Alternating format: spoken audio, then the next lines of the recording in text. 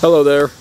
I'm back once again to share some knowledge that I have just acquired, and it is through the great and classical book called The Art of War by Sun Tzu.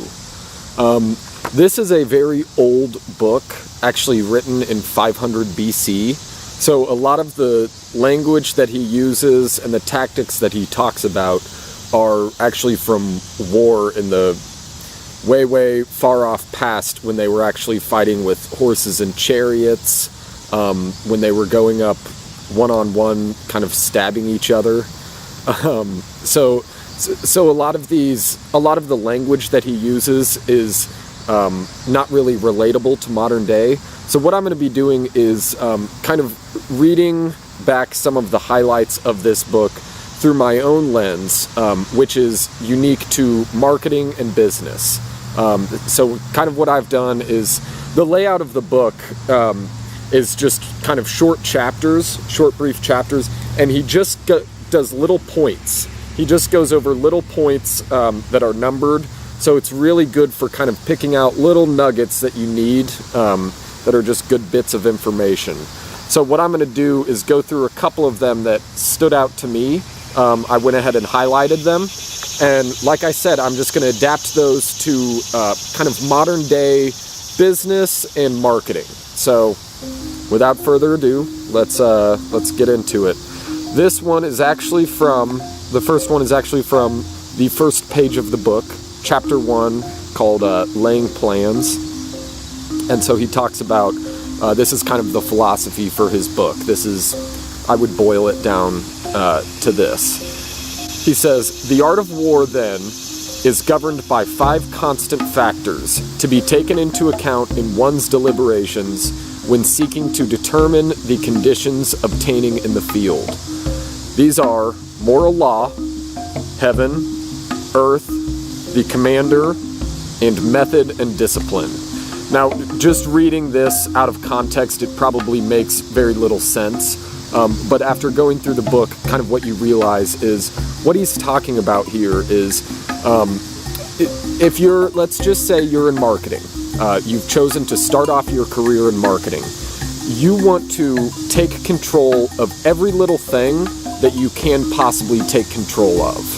So what that means is when he says moral law, basically this is what I relate to intent in marketing. Okay, so I believe that consumers who you're marketing to can sniff out the intent of your marketing to a T. If you're just trying to suck their email out of them, get their phone number, and get them on a sales call, I think people are very, very good at sensing that, and they're repulsed by it. So that's the first one, is moral law. When you're in war, so to speak, you want to make sure that you have really, really solid intent from the beginning, okay? The second is heaven, okay? So I'm going to touch on this later. Heaven is a bigger part of another point that I'm going to make, but basically this is just the universal principles, okay? So in his case, it would be the principles of war. In our case, for marketing, these are the very basic principles of business, the principles of how people work, what makes people tick, what makes people actually enter in their information and give you a lead, what makes people consume content and watch a video. So you want to be paying attention to these universal principles, and you want to make sure that you follow them without ever wavering and falling into emotion. So the next one that he talks about is earth. Now, in contrast to principles never change. They never, throughout all of human history, these basic principles never really change. But what does change is the tactics of the times. So for instance, the reason why he's talking about earth is because that was his battlefield. His battlefield was forests and open fields and rivers and stuff like that. Our battlefield is maybe Facebook ads, it's maybe Snapchat geofilters, it's graphic designers and all of that stuff. So Earth, if heaven is the principles, then earth is going to be the tactics that you use in order to achieve those principles, or in order to achieve the results. So it's very interesting, the contrast between heaven and earth, and we'll get into more of that later. The next is the commander. Okay, so this is Sun Tzu. He recognizes that as the leader of his army, right, the leader of his team in marketing, he has to make sure that he is always of a very present state of mind.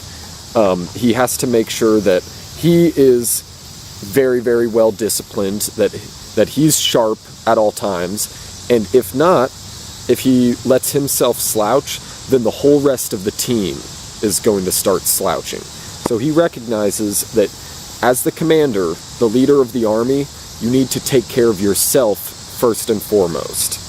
And then the fifth one, method and discipline. This is taking care of your army, so to speak. You want to make sure that you have strict systems that you keep your army or your team rigorously following. And you want to make sure that you have correct rewards and punishments. You want to make sure that your team is strictly disciplined, and the method of which you do it. You want to make sure that that method is highly tested, highly analytical, and that you're comfortable with it, that you and your team are comfortable with it. So basically what he says in this, and there's the next point, which of these two sovereigns is imbued with moral law? Which of these two generals has most ability? With whom lie the advantages derived from heaven and earth? On which side is discipline most rigorously enforced?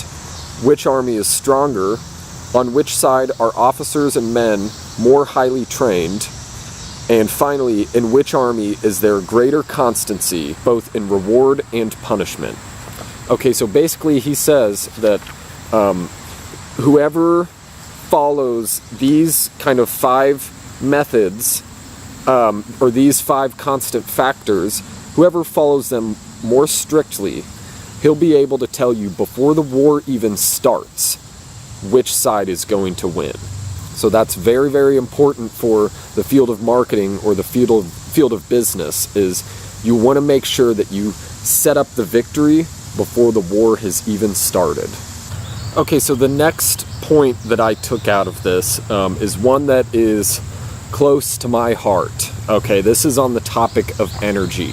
I'm big on energy. And so this is the point that he says. Thus, the energy developed by good fighting men is as the momentum of a round stone rolled down a mountain thousands of feet in height. So much on the subject of energy. Okay, so the reason why I really connect with this point so much is because I know firsthand the hardest part of building a marketing department, or of even starting out in marketing or starting out in business in general, the hardest part is just first getting the ball rolling. First, just pushing this round stone down the mountain. Once it goes a little bit, it starts rolling a little bit faster, until it's just a massive boulder that can't even be stopped. And so this is rooted in the concept of energy. When you're first starting out in something, it's always the hardest. It always is. So you want to make sure that you just kind of push through. You use your energy to push through the first couple campaigns and you'll fall flat on your face. It's going to be so horrible. And then you start to learn.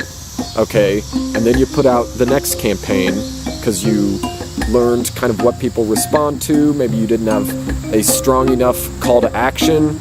Maybe your headline wasn't clickbait enough. Whatever it was, you'll start to learn campaign by campaign. Okay, that's how that works. That's how that works. That's how that works. Until you get to the point where I say you have just pushed the rock or the round stone down the mountain. And that'll be when you get your first campaign that works. What's going to happen is you're going to be generating tons of leads coming in the door. From those leads coming in the door, you'll have a solid strategy for actually closing those leads, and it'll be paying off the lead generation that you were doing. And then from those leads that you've closed, you actually get them to keep coming back. And so that's called lead retention. And you've just got this beautiful harmony of people coming in the door, of those people coming in the door, they're closing, and then they're giving you referrals to their friends and even coming back to buy a second time. And once you have that first baseline campaign that works, you just scale it up.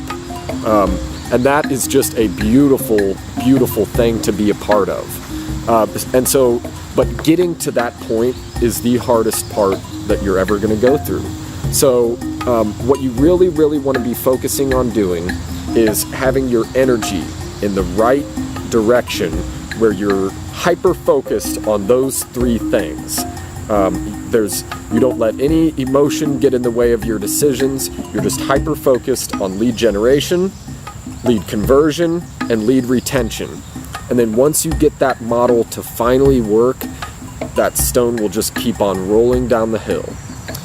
Okay, so I've got a little story for this next point, and this is just a short one. It says, "So in war, the way is to avoid what is strong and to strike at what is weak."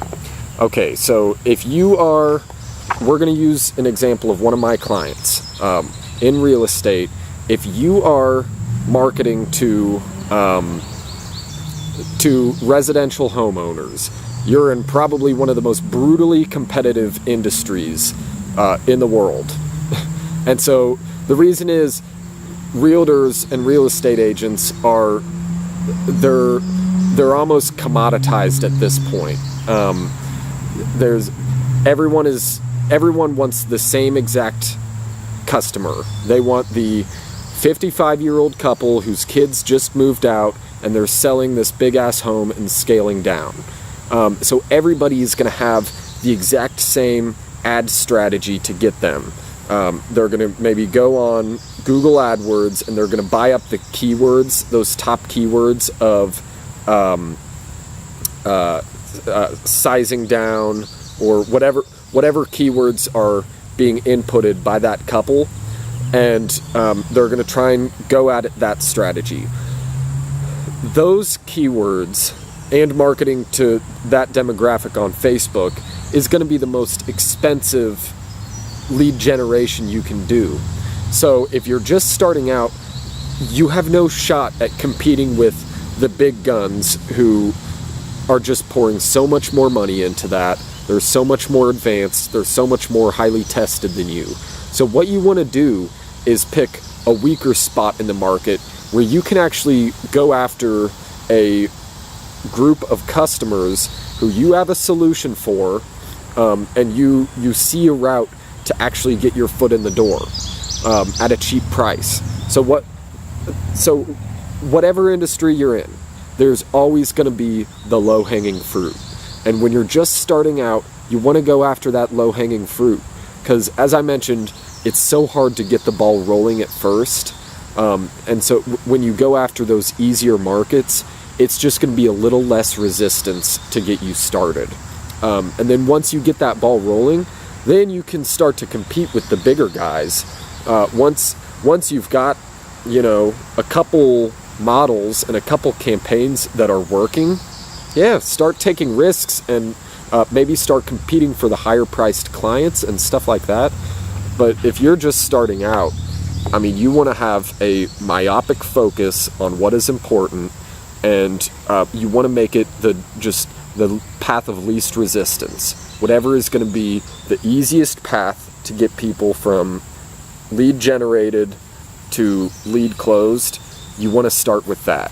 Okay, so this one is a little bit more advanced, and this isn't a skill that you can just turn on. It's a learned behavior, one that I've had to definitely learn for myself. So it goes like this. A whole army may be robbed of its spirit. A commander-in-chief may be robbed of his presence of mind. Now a soldier's spirit is keenest in the morning, By noonday, it has begun to flag, and in the evening, his mind is bent only on returning to camp. A clever general, therefore, avoids an army when its spirit is keen, but attacks it when it is sluggish and inclined to return. This is the art of studying moods. Okay, so if you're getting into business and you're going to be the team leader, you're going to have a team of people working with you, and you guys are going after this goal in marketing. Number one, first and foremost, you want to pay attention to this little line. A commander-in-chief may be robbed of his presence of mind. As the leader, you have to have a strict presence of mind at all times. So that means eating healthy, exercising consistently, and doing these small things day in and day out that are going to keep you in a present focused state, so that the other line, your army may not be robbed of its spirit, because you as the team leader are kind of in charge of the energy of the rest of the group. So you want to make sure that you're bringing that present focus, and that you're keeping the spirit of your team alive.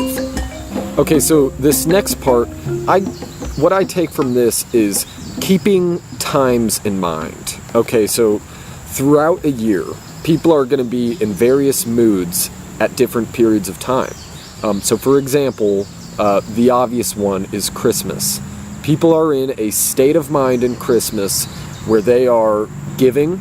They're very, very willing to just go out and spend large quantities of money on other people. And this is a very, very good aspect of our culture, because it re-energizes us. It gets us ready for the new year. And as a businessman, as a marketer, you can really, really benefit from this, because if you understand how to tap into people's moods and understand how the times change throughout the year, then you start to understand this principle. A clever general, therefore, avoids an army when its spirit is keen, but attacks it when it is sluggish and inclined to return. So this is a little different because they're talking about war, but if you understand where the consumer's mind is at throughout the year, then you can bend your tactics, you can bend your marketing around that, and it just fits perfectly in unison. And you can kind of take yourself through different seasons throughout the year for yourself. Okay, so this next point, it talks about the art of war teaches us to rely not on the likelihood of the enemy's not coming, but on our own readiness to receive him. Not on the chance of his not attacking, but rather on the fact that we have made our position unassailable. Okay, so this was a big problem that I had when I was first starting out in marketing. So what you'll do when you first start out is you're going to put a campaign together, and it may be a beautiful campaign, and then you're going to talk yourself out of it. You're going to look at it and just poke holes from every which direction, and you'll rationalize it. You don't want to do this. You want to step into the consumer's point of view, and you want to say, if I was going through this campaign, what would I be looking for? And once you put that together, then you market to that person who you put it together for. And what you don't want to do is start changing it and tinkering it. So once you set up your campaign so that it very clearly you can see a straight line from when the person first sees your ad, and then where they input their credit card information or get on a consultation with you, whatever your consultation is, you want to make sure that it's just a fluid funnel. And if it makes sense to you, let it run. Let it rip for whatever budget you've set, whatever time frame you've set, and don't waver. If after the fact you notice, that campaign didn't run as well, change some things and put out a new version.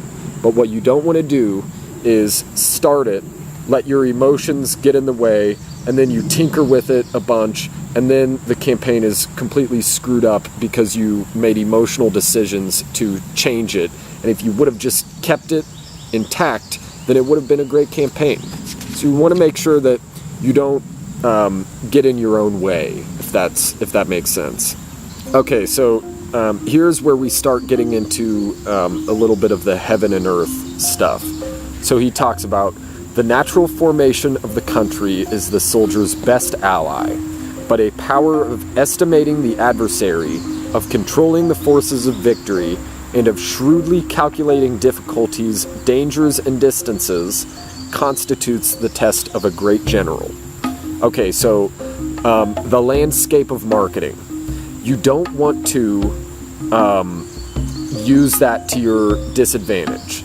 If Snapchat and Facebook and Instagram and Nextdoor and whatever the landscape is, if that is the current landscape, you want to adopt it and make it your best ally. You don't want to go against the grain, if that makes sense. You don't want to be pushing for TV or for MySpace or for Twitter.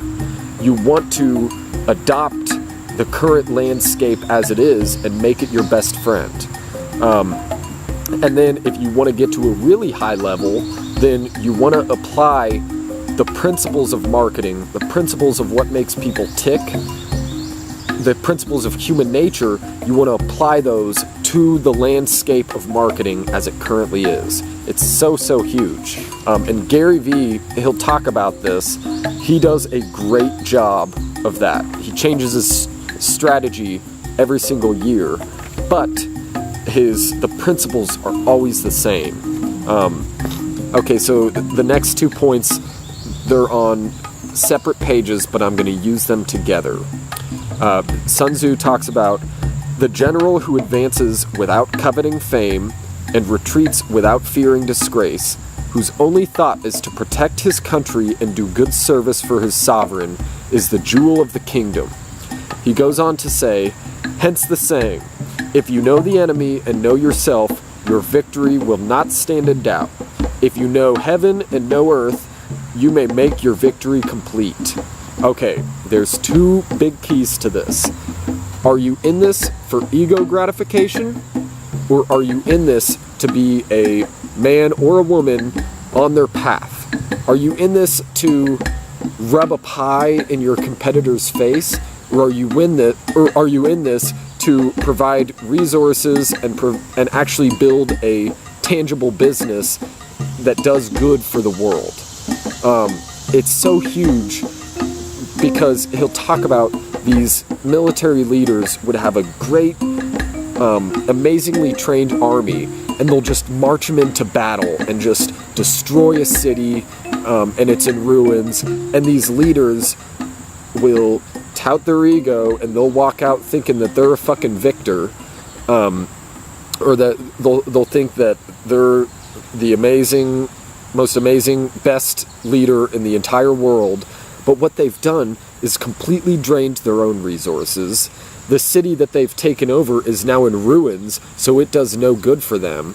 And all they were doing was just feeding their ego.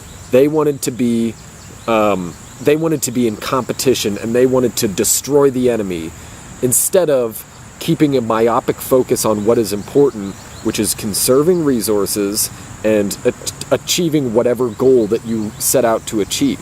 You didn't need to destroy the whole city to take it over. You just needed to, maybe you just needed to threaten the other leader, and they give in. So you want to be in this for the right reasons and not for ego gratification.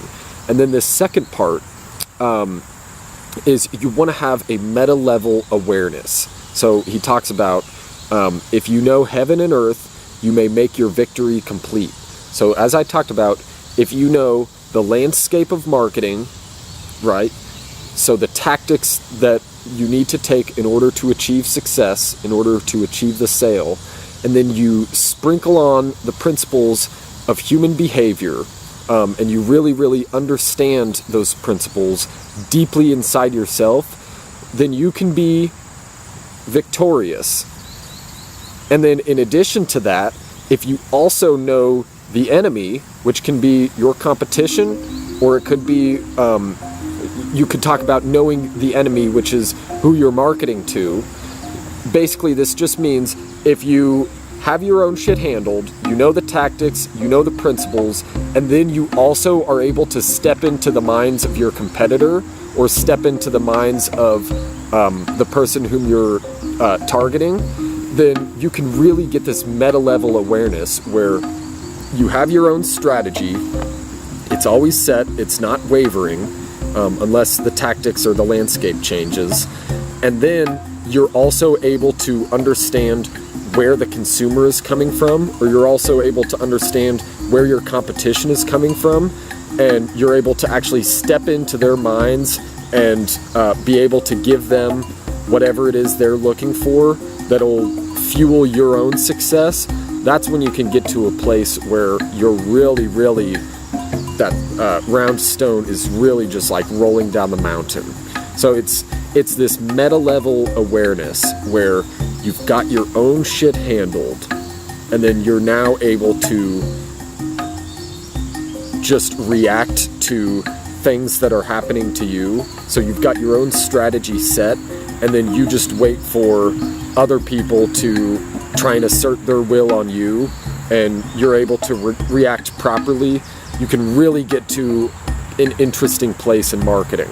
Now I know that gets a little bit weird there, but it's something that I truly believe is that if you have your own shit handled, and then you're thinking about the other people who are interacting with you, I think that can get you to a place where you're really in a good position for success long term. Okay, so I really liked this book. It was short, very easy to read. I've already read through it a couple times already. And I'm going to keep putting out these videos that relate to my mindset on business and marketing. So I really hope you enjoyed this. If this is something that you're trying to achieve for yourself, I wish you the best of success. Feel free to comment, ask any questions, or even give me a book recommendation that you may have really connected with. I'd love to hear it.